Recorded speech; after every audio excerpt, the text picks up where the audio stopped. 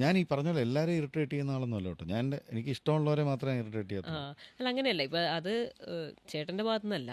ഒരു പുതിയ ലൊക്കേഷൻ ചെല്ലുമ്പം അവിടെ ഏതെങ്കിലും ഒരു വ്യക്തി ഇപ്പോൾ ടെക്നിക്കൽ സൈഡിൽ നിന്നായിരിക്കാം അല്ലെങ്കിൽ ഡയറക്ടർ സൈഡിൽ നിന്നായിരിക്കാം എപ്പോഴെങ്കിലും ഒരു ഡിസ്റ്റർബൻസ് ഉണ്ടായിട്ട് അത് വെച്ചുകൊണ്ടൊരു പെർഫോമൻസ് ചെയ്തിട്ടുണ്ടോ? അങ്ങനെ ഒരു പിന്നെ പെർഫോമൻസ് ഉണ്ട്. അത് ഉണ്ട്. ഭയങ്കരമായിട്ട് ബാധിച്ചിട്ടുണ്ടോ അവസാനം ഈ പെർഫോമൻസ് കണ്ടപ്പോൾ?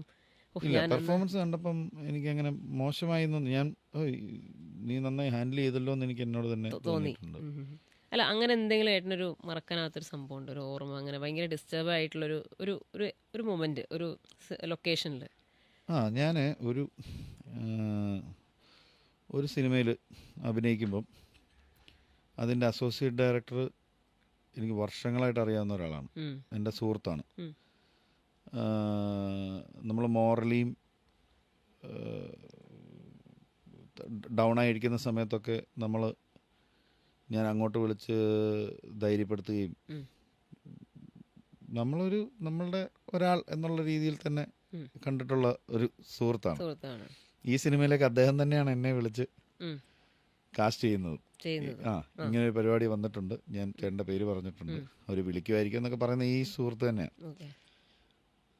പിന്നെ അവിടെ ലൊക്കേഷൻ ചെന്ന് കഴിഞ്ഞപ്പം അവിടെയുള്ള എല്ലാവരും നമ്മുടെ സുഹൃത്തുക്കളാണ്. ഡയറക്ടറും നമ്മുടെ സുഹൃത്തായി, ക്യാമറമാൻ എനിക്ക് വർഷങ്ങളായിട്ട് അറിയാവുന്ന ആള്, കൂടെ അഭിനയിക്കുന്നത് സുഹൃത്തുക്കളാണ്. അപ്പം നമ്മളുടെ ഒരു സർക്കിൾ പോലെ ആണ്.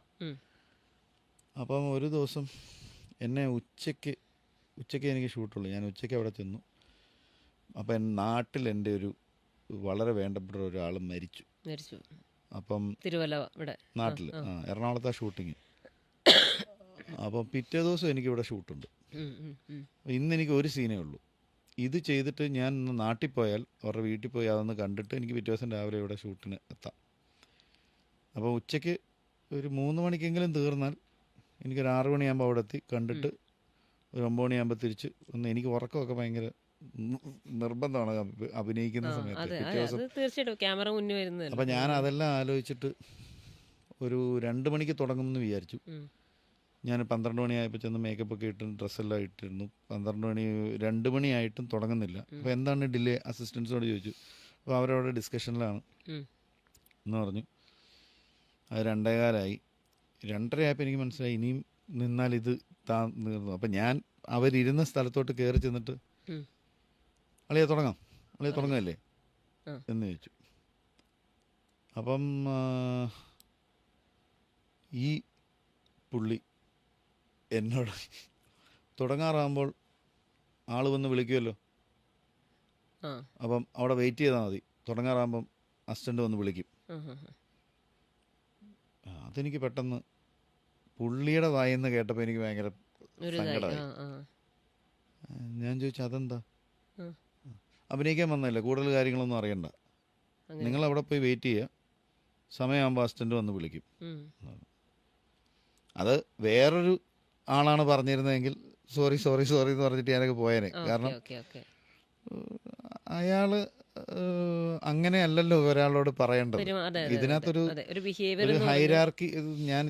നീ നിന്റെ കാര്യം നോക്കിയാൽ നമ്മളിവിടെ ചെയ്യുന്നുണ്ടെന്ന് പറയുമ്പോൾ നമ്മളൊരു തേർഡ് പാർട്ടി ആയി പോയി.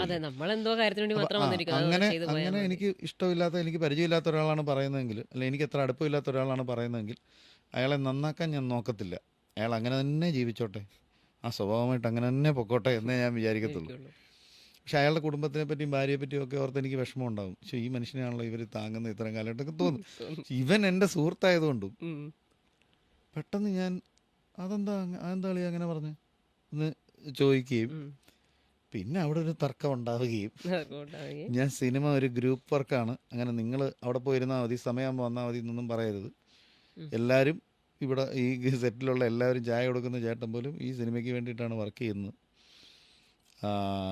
ഈ സിനിമ നന്നാക്കാൻ വേണ്ടിയിട്ടാണ് എല്ലാവരും ശ്രമിക്കുന്നത്.